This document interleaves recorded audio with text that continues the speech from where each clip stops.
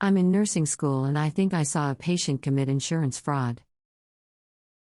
Just because someone's speaking a different language with their family in public doesn't mean it's a totally private convo. That language they're using, chances are they didn't invent it themselves. And if it's Spanish, that's one of the most commonly spoken languages here in the US. PSA, keep that in mind if you speak a different language, okay? I am in nursing school. I have a clinical at the ER. In the waiting room, I overheard this mom talking to her daughter in Spanish. I don't actually know if they're mom and daughter, but it looked like it. The mom was telling her to make sure she had a different person's address and DOB right. She even said not to act suspicious about it and that if she didn't remember, just don't answer and the mom would answer. And just a few minutes later, something interesting happened.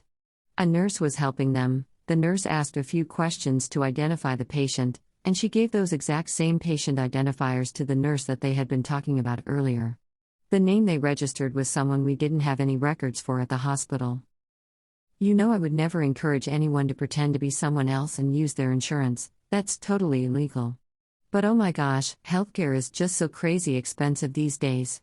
If that's what someone has to do to get the treatment they need at a price they can afford, I can't help but feel for them, you know? I bet that actually happens kind of a lot. Would I tell on them for that? No way, never ever. That's just not my place at all. This kind of thing happens way more often than we realize. It reminded me of something that went down in my own family a few years back. Maybe I shouldn't say this, but when I was 18, I feel like my cousin might have done the same thing. She was visiting from out of state and had to go to the ER for something. I didn't put two and two together at the time, but we started getting hospital bills in the mail afterwards for a $30 copay. Back then, all that insurance stuff was way too confusing for me, and let's be real, it still kind of is. Also, don't they just need like 3 identifiers to admit a patient? I don't know if that's the rule at my clinicals or if it's like that at other hospitals too. But my cousin knows my birthday, my address, my phone number. If she wanted my insurance card, she could probably find it at my house. Like I said though, I'm not gonna do anything like that myself, and I won't be a part of it.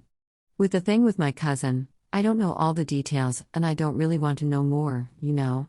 That one kind of involves me, so I especially want to turn a blind eye to it. I'm just getting this off my chest here.